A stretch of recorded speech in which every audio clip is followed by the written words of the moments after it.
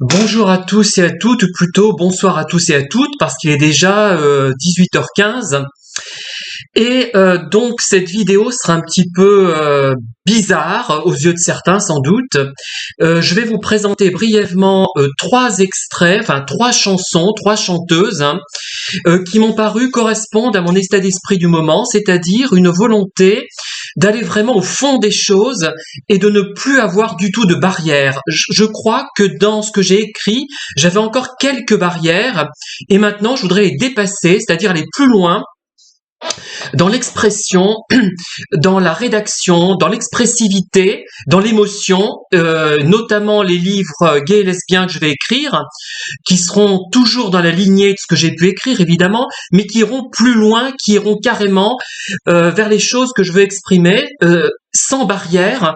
Et vraiment, je ferai tout de cette façon-là, pour un public évidemment qui est très restreint, mais surtout pour la postérité, c'est-à-dire pour les gens qui viendront dans 100 ans, dans 500 ans, dans 1000 ans, parce que je ne vois pas les choses seulement ici et maintenant. Pour moi, 1000 ans, ça a un sens. Et je voudrais, par ces extraits, montrer ce que je veux obtenir. Donc, il y a trois chanteuses. Alors, c'est Danielle Denise, la cantatrice, Liza Minnelli, donc la fille de Judy Garland et Vincente Minnelli, et Nicole Rieu. Et ce sont trois interprétations que je trouve remarquables. Notamment, il y a celle de Nicole Rieu. Ce qu'elle raconte, ça évoque d'ailleurs la perversion narcissique. On a l'impression qu'elle fait allusion à un homme ou à une femme qui est victime d'un pervers. Enfin, vous écouterez un petit peu les paroles, même si, mais il y a un éblouissement dans cette chanson que je ressens. Il y a une fraîcheur, un éblouissement, une plénitude. Pareil pour Liza Minnelli et Danielle Denise.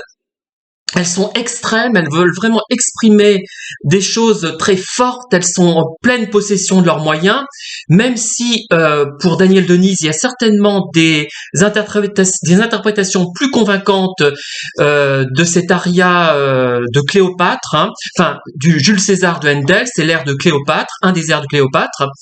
Voilà. Donc c'est une manière pour moi de signifier ce que je veux faire en fait. Je sais pas comment dire. Ce sont des choses qui me portent, qui me donnent une inspiration par leur intensité, par leur force, par leur poésie, par leur côté extrême et suave, onirique, tout ce qu'on peut imaginer. Voilà. Donc ces trois chanteuses très remarquables par leur talent, leur voix, leur beauté même, surtout deux d'entre elles, même si la troisième est quand même pas mal, même si elle est moins jolie sans doute que sa mère. Voilà. Et donc elles sont impliquées fortement dans leur activité artistique et je veux les imiter à ma façon, c'est-à-dire ne plus me mettre aucune barrière. Vous me direz que je ne m'en mettais déjà pas tellement, mais je pense que je peux aller plus loin et faire mieux. Puisque au niveau de l'expression des sentiments et des émotions, ne pas par exemple, comme le font certains, me croire obligé d'entrer dans un genre. Pour attirer le lecteur, beaucoup écrivent des policiers alors qu'ils n'en sont pas capables, alors qu'ils n'ont pas la fibre pour écrire ça. Et notamment, j'ai lu un roman récemment policier, mais qui était complètement manqué. Et la personne, elle aurait écrit quelque chose sur, je sais pas moi, sur la façon dont elle prenait le thé, dont elle buvait le thé, parce que le thé occupe beaucoup d'importance dans son écrit, elle aurait réussi sans doute un livre magistral. En fait, on se met des barrières. On se met des barrières qui nous amènent à ne pas produire vraiment ce qu'on veut. On veut entrer dans une case, dans un genre, pour vendre. Mais moi, je n'ai pas envie de vendre. Enfin, j'ai envie de vendre. J'ai envie d'être lu, mais par des gens qui existeront peut-être dans 100 ans, dans 500 ans, dans 1000 ans, dans 10 000 ans, je ne sais pas.